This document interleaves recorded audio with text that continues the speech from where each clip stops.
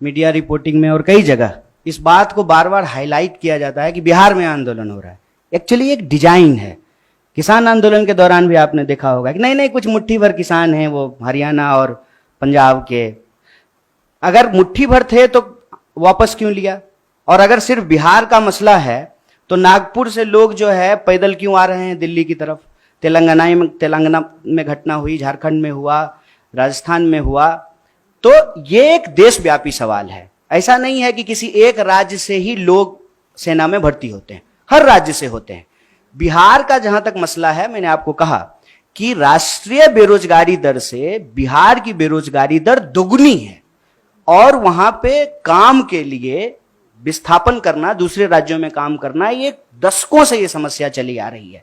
मैं मौजूदा सरकार को जिम्मेवार नहीं ठहरा रहा। इसकी वजह से क्या हुआ है कि जो एक आखिरी उम्मीद कहते हैं नौजवानों का कि हमको सर्वोच्च बलिदान देने का मौका मिलेगा, सेना में सेवा करने का मौका मिलेगा, और बहुत कुछ निर्भर करता है साहब। मैं बहुत सारी चीजें बोलना नहीं चाहता हूं। नहीं होगा ना आर्मी में भर्ती तो ब्याह नहीं होता है, आप जान लीजिए ये बात।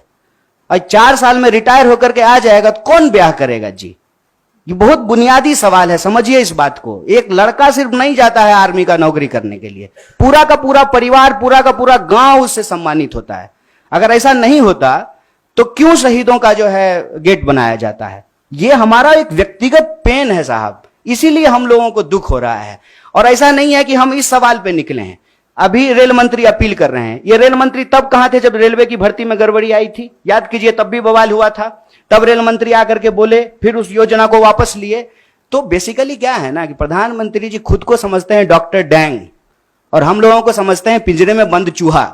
तो जब मन करे तब जो है ना इंजेक्शन लगाना शुरू कर देते हैं, टेस्ट करते हैं कि कितना उछला, कितना जो है अनसीरियस चीज है। आप समझिए तो 2 दिन आंदोलन हो गया, कई ट्रेनें जल गई, हिंसा हो गई, तब कह रहे हैं कि नहीं नहीं नहीं इस बार जो है 2 साल एज बढ़ा देंगे। तो सो रहे थे?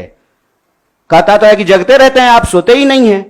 तो उस वक्त बहाली जब आप निकाल रहे तो आपको समझ में नहीं आया था। ये सीरियस नहीं है।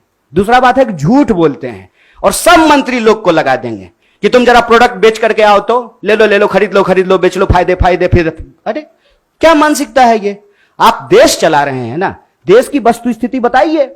आप बताइए कि आर्थिक हालत यह है कि ऑलरेडी अमेरिका रिसेशन अनाउंस करने वाला है और आप नोटबंदी के बाद रिजर्व बैंक का जो रिजर्व पैसा है वो निकाल लिए हैं 8,500 करोड़ का विमान खरीदने के लिए। और ठीक कहा ना इन्होंने कि 71 साल में ये देश सेवा करने का दावा कर रहे हैं। मैं प्रधानमंत्री को कुछ बोल ही नहीं रहा हूं।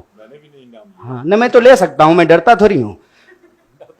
हाँ वही कह रहे हैं, क्यों नहीं ले सकते हैं कि आप सेवा कर सकते हैं और हम सेवा के लायक नहीं हैं। और उस ड्रोन का क्या हुआ जिससे वो कहीं देश में गड़बड़ी देख लेते हैं ड्रोन से आजकल? तो ड्रोन क्या था? छुट्टी पे था कि उसका बैटरी खराब हो गया था? क्यों नहीं ड्रोन भेज करके देख लिए कि क्या हो रहा है देश में? बात यह है कि ये जानबूझ करके हिंसा भड़काते हैं। मेरा इस बात पे जोर है और वो इस बात को अपने व्हाट्सएप के इको चैम्बर से फैलाते हैं कि मोदी जी का अवतार इस देश का भला करना चाहता है।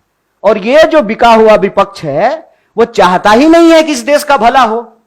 देखिए, मोदी जी किसानों का भला करना चाहते थे, किसान को भलाई लेने ही नहीं दिया। अब जवानों का भला करना चाहते हैं, ये जवानों को भलाई नहीं लेने देना चाहता है। विपक्ष हमको इतना सुनता है, विपक्ष को इतना। बिहार की किसी भी जनता को कोई संदेश देने का जरूरत नहीं है।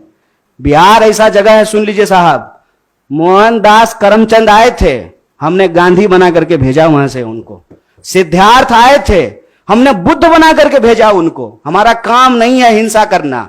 अगर हिंसा हो रही है इसके लिए सरकार जिम्मेवार है। और ये अग्निपथ योजना देश के युवाओं को अग्नि में झोंकने की योजना है। तो मैं बिहार के नौजवानों से यही कहूंगा, रे भाई इतना रिस्क लिए हो तुमको पता है।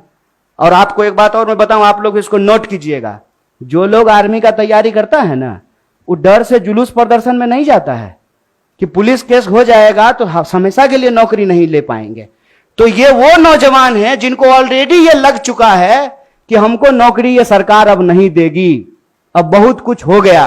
तो मैं उनको कहता हूं कि चलिए नौकरी के लिए आप संघर्ष कीजिए, लेकिन जहां आप नौकरी करेंगे वो तो वही रेलवे है, वही सरकारी संपत्ति है, उसको कोई नुकसान मत पहुंचाइए। और सत्याग्रह के रास्ते पे चल करके ही, सत्य और अहिंसा के रास्ते पे चल करके ही कोई आंदोलन जीता जा सकता है।